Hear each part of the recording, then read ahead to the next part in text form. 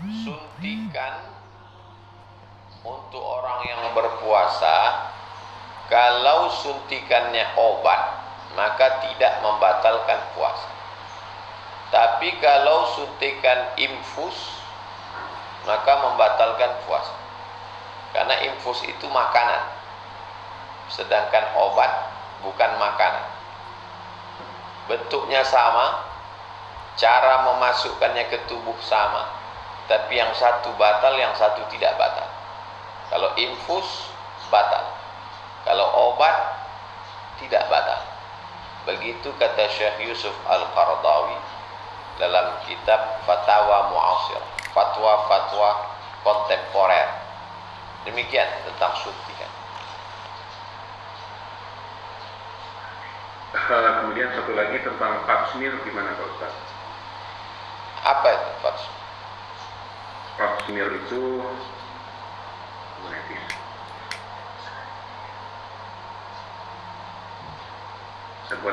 buat ibu-ibu ya biasanya. Iya, itu lebih khusus buat ibu-ibu gitu.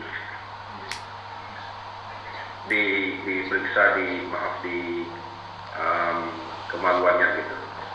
Kal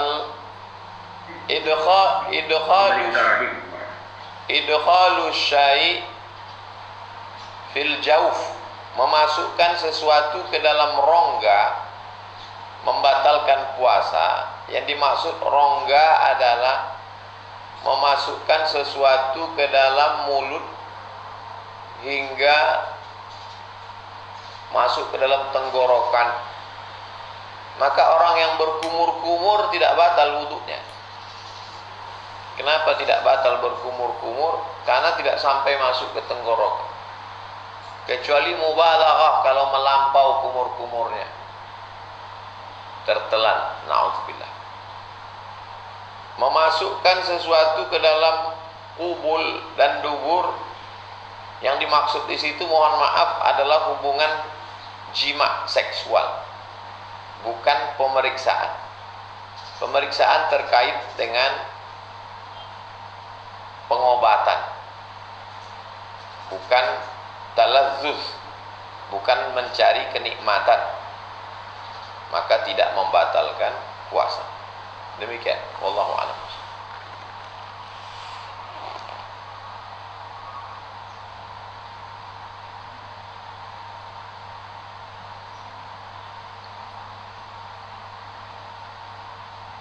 Diulang lagi Pak, karena Maaf. Bagaimana hukumnya sebuah masjid yang mengadakan jual beli seperti bazar atau jual beli untuk fundraising di teras masjid? Terima kasih Ustaz. Yang dimaksud dengan masjid itu mana? Yang dimaksud dengan masjid adalah tempat yang biasa dipakai untuk sholat. Imam, khatib, makmum, yang biasa dipakai untuk sholat pada saat normal, itulah masjid. Adapun halaman masjid, teras masjid, maka perempuan yang berhalangan dia boleh untuk duduk. Arsitek mesti mengaji sehingga dia mengerti bahwa dalam mazhab Syafi'i, perempuan yang dalam menstruasi berhalangan tidak bisa masuk ke dalam masjid. Maka hampir semua masjid itu ada balkon, ada teras, sebagai tempat perempuan yang tidak bisa masuk ke dalam inti masjid. Maka kalau ada orang yang berdagang, berjualan di halaman masjid, maka itu bukan termasuk dalam larangan. Dalam hadis, la arbahallahu tijarata, semoga Allah tidak memberikan keuntungan pada transaksi jual belinya. Semoga Allah tidak memberikan manfaat keuntungan pada bisnisnya. Doa kecaman dari Nabi untuk mereka yang berdagang, berniaga di dalam masjid.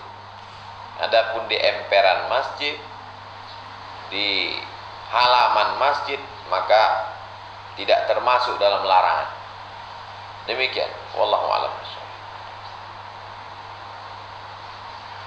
kasih Pak Ustaz.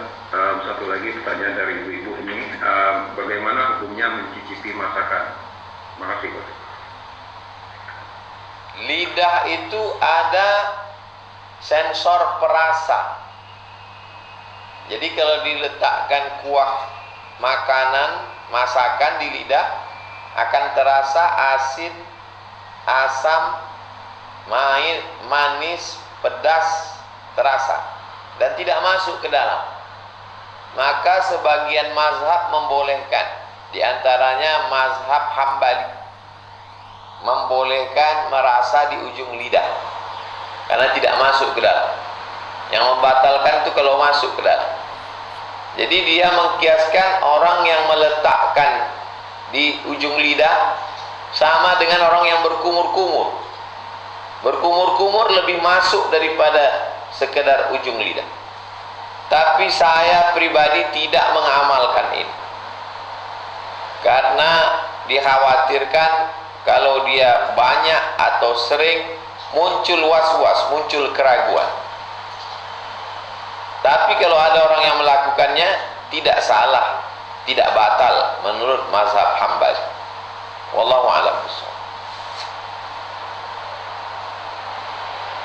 Terima kasih.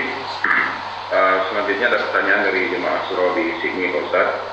Karena surau Sydney ini adalah bagian dari kita mengoptimalisasikan tentang surau. Bolehkah halaman surau itu dipakai untuk anak-anak latihan silat seperti yang di kampung-kampung? Karena kita juga memperkenalkan budaya kampung kita kepada anak muda yang lahir di sini, dan juga itu juga budaya-budaya kita yang lain juga, seperti ada randai. Terima kasih Ustaz. Yang dimaksud dengan masjid adalah tempat yang biasa dipakai untuk sholat dalam keadaan normal, bukan pada saat darurat Idul Fitri, Idul Adha, atau pada saat Jumat jamaah luber membludak hingga sampai ke halaman. Maka halaman yang dipakai jarang-jarang itu bukan bagian, tidak dimaksud dengan inti masjid. Jadi kalau halaman masjid dipakai untuk latihan silat, latihan randai, atau berjualan, berniaga, maka tidak dianggap sebagai orang yang melecehkan masjid, tidak merusak kehormatan kemuliaan masjid. Karena definisi masjid, sekali lagi saya ulang, tempat yang biasa dipakai melaksanakan ibadah sholat dalam suasana normal, tempat imam, mimbar khatib, dan tempat makmum yang dipakai secara normal subuh, zuhur, asar, maghrib, isya. Adapun Jumat terkadang meluber sampai ke halaman, sampai ke jalan. Tapi pada saat normal, maka teras dan halaman bukan masjid. Walaupun dia milik masjid, tanah wakaf masjid, tapi bukan masjid. Demikian, Allah. Terima kasih banyak Ustaz. Kemudian pertanyaan berikutnya dari Dwi Ulfa. Pertanyaan adalah, kami terbang dari Brisbane ke Melbourne sekitar 3 atau 4 jam.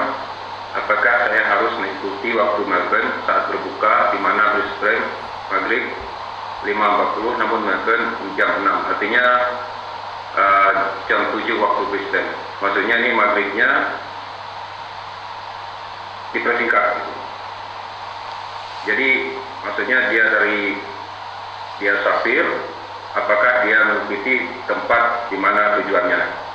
Kalau saya sahur di Jakarta, kemudian terbang ke Pekanbaru, mengikut waktu Jakarta berbuka jam 6, waktu Pekanbaru jam 6.30. Saat berbuka apakah ikut waktu Pekanbaru atau ikut Jakarta? Maka ikut di mana kita mendarat, landing, di mana kita berada saat waktu itu. ikut waktu lokasi kita berada. Kita sholat tidak ikut waktu kota Makkah atau Madinah. Kita berbuka puasa ikut waktu tempat kita menetap, mukim, tinggal, berdomisili, tempat landing pesawat. Disitulah kita berbuka. Begitu juga kalau kita naik pesawat, masuk waktu sholat menurut di mana pesawat itu berada, bukan mengikut jam pelaksanaan di tempat asal kita. Karena kita mengikut matahari, bulan, di tempat terbitnya kita menetap, bukan di tempat asal tempat tinggal. Demikian, wallahu a'lam. Berikutnya tentang pahala ibadah. Ini mungkin bagi yang bekerja malam.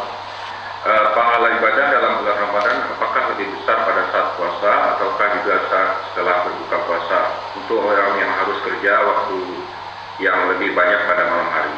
Terima kasih, Bu.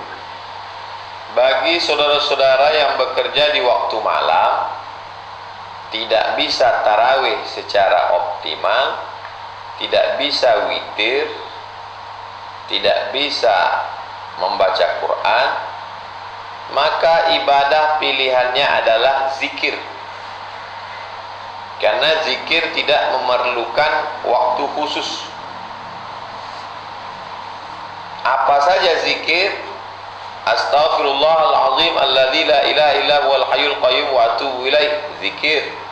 Subhanallah wa bihamdihi subhanallahil azim, zikir. Allahumma shalli ala sayyidina Muhammad wa ala ali sayyidina Muhammad, zikir. Subhanallah walhamdulillah wa la ilaha illallah wallahu akbar wa la haula wa la quwata illa billahil aliyil azim, zikir. Jadi dia perbanyak zikir. Apa keutamaan zikir? Antufariqad dunya, engkau mati meninggalkan dunia.